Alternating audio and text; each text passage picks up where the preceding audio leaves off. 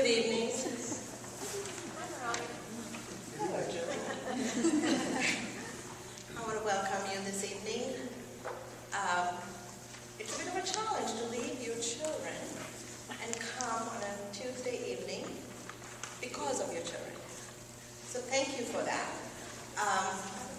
I'm here to first welcome you back again this evening, and also to thank you for coming and to introduce our guest speaker, Ginni Sackett. Well, Ginni was here 5 years ago. She did a consultant work with the primary teachers, and that's when I was in the classroom. And she also nudged me to leave the classroom. And that's why I'm here talking to you now. And then Ginni was a leader of the keynote speaker at the refresher course here in Houston in 2008. And so right at home, she was here, and we had many conversations about how to refine our practice because of what Ginni shared with us at the refresher course. Then again, Ginni came last year to follow up with the AMI accreditation process. And again, we were really challenged and empowered about what else can we do to work with the children and serve the children. And we asked Ginni, of course we first asked John, can we have Ginni back again this year so we can really hone in on those recommendations? And we planned it, and we are very fortunate that Ginni came this year to work with us. I must say that now Ginni is a world-renowned speaker. She's been in Australia and several parts of the nation and Mexico. And I am just really honored that she has time to come and be with us here and now have a chance to speak to you about the process, honoring the process. So without much ado, let me introduce you to Ginni Sackett.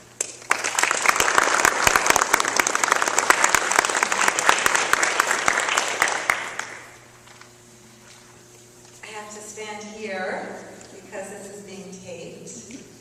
And anyone who's seen me present before, I usually roam a lot, so this is going to take some prefrontal cortex, executive function, impulse control, regulation on my part. So I'll do my best.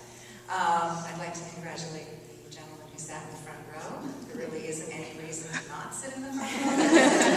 It's being kept vacant for a reason. I won't ask you to do anything, but it's nice to have somebody a little close. So when Ronnie and I were communicating about doing a parent night, I said, well, you tell me what you want, because you know your community and what you like, what they might find interesting. So she emailed back with this idea of honoring the process, and it's a great topic. And then I proceeded to, I'll get to that. Yeah, I'm sure I know exactly what I want to say about that, what I'd like to share. And time went by, and she wrote back, and she said, we're doing a little blurb in the newsletter about it. And I said, oh, just tell me what you're going to say in the blurb. I'm sure I'll be fine with that.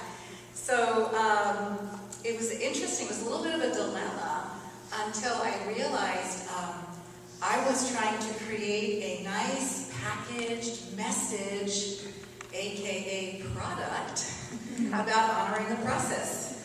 So I'm here trying to help us experience a little bit of process, and it's a little different from things I've prepared before. So I hope that if you've seen the handout, if you've already read through the handout, I thank you that you're still here.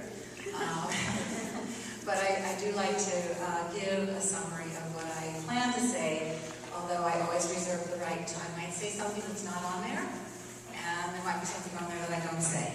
So we'll see how the process goes. Process. What is process? I thought, well, let's see what does the thesaurus say a process is. What is it that we want to do? We want to honor process, but what is it? So words that come up when we think about process are words like procedure, course, development, progression, method, route, as in a way, practice, course of action, manner, means. That's a pretty hefty group of words to be all lumped together as somehow synonymous with process. But the word that doesn't show up is product, some kind of goal or some kind of tangible or obvious result. So all of these words, in some regard, indicate something that's ongoing, that's engaging, that might take time. When you talk about development or following a path, you know, it's there's not a lot of guarantees when you start talking about process. And sometimes there's not even a lot of evidence that anything's happening when a process is being followed. And so that's what I want to help us explore a little bit. Think about what would we be talking, what is it that we'd be looking for. And so as I was dealing with my little bit of speaker's block of how I would even enter this topic, two stories came to mind. So like all good speakers, you start with a story, right? I don't know how amusing these stories will be, but I'll try to do a little hook here with two stories. And the first one comes from kind of a tradition of Zen Buddhism, which is so great, pithy little stories that will just capture the essence of something. And so this is one that I heard many years ago, but that sprang to mind. And this is the story of the student who goes to the master to seek enlightenment. Now, of course, we know enlightenment is not anything anybody can give to someone. So enlightenment is going to be something that's going to be achieved through some kind of process, some kind of development by the person who's seeking it. But this student was a little impatient. This student says to the master, well, if I study with you, if I follow your direction, how long will it take me to achieve enlightenment? And the master thinks for a bit, and he says, oh, I think if you study with me, if you're sincere, you could probably achieve enlightenment in about 5 years. The student goes, 5 years? That's a long time. I don't have 5 years. Well, what if I study with you every day? What if I just really dedicate myself that every day I work with you? How long will it take me to get to enlightenment then? And the master says, oh, well, if you do that, it'll take you 10 years. The student's like, 10 years? That's even longer. Look, how about if I just quit my life, quit my job, leave my family, I just come and live with you every day, and all my energy, everything I do goes into following your instruction. Then how long will it take me? And the master says, oh, well, if you do that, it'll take you 20 years. So now the student's very perplexed. And he says, well, why do you tell me that the more I work at it, the longer it's going to take me? And the master says, well, if your eye is on the destination, you can't see the path of your journey. So the more you put your intention on that goal, the harder it's going to be for you to follow that path. So I think that's a really helpful way to think about what process is. Process is a journey.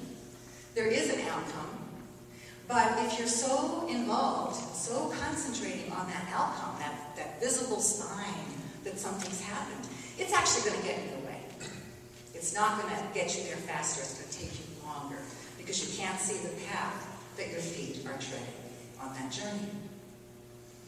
So then I thought of a second story, a little more recent and actually a true story.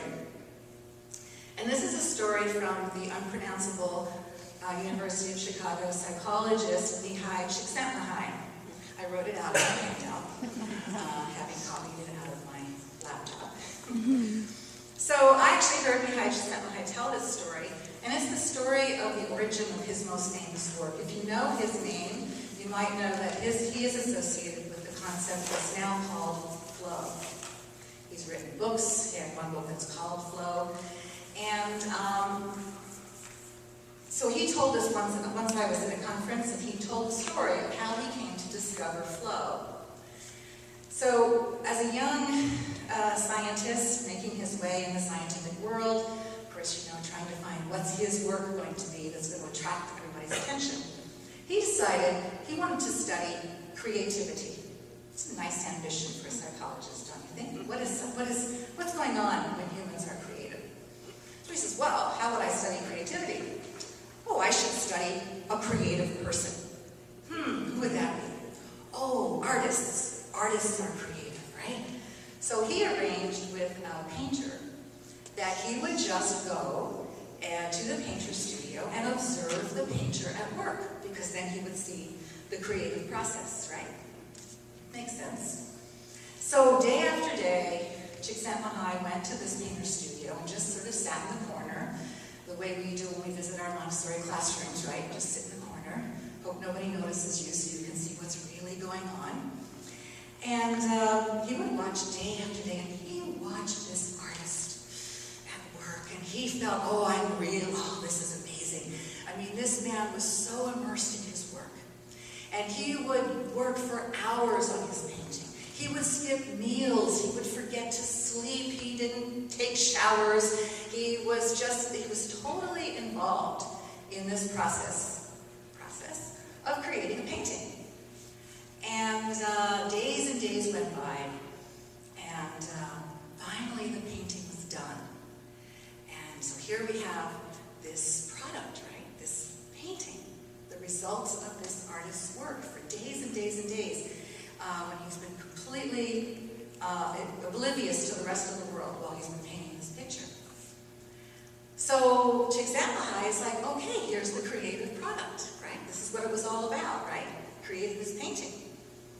And then, to his shock and almost dismay, the painter kind of looks at the painting, picks it up, sticks it in a corner, and then proceeds kind of cleaning up and getting another canvas out. And Csikszentmihalyi says, wait a minute, what are you doing? Why is the painting over in the corner? He says, oh, I'm done with that. He says, what now? Wait till you see what I'm going to paint next. So already, as he's finished this painting, this artist has another vision of something he wants to do. And what Csikszentmihalyi saw, he was completely, almost indifferent to the actual painting. That was the result. And this was the moment that Csikszentmihalyi realized his life's work was not going to be studying creativity per se, as in the production of an artistic product. He wanted to know what was going on for all those days that this artist was completely oblivious to the world, losing sleep, forgetting to eat, forgetting to call his wife and check in, whatever. That's what caught Csikszentmihalyi's attention. And he realized the real artistic process was that time, that journey to the creation, and that the product, was great. It's okay. Frankly, when I told that story, I thought, well, how else could an artist actually sell a painting? They obviously have to detach from it. But that the experience of creating was what the artist craved. And as soon as he finished one, he was ready to start over again.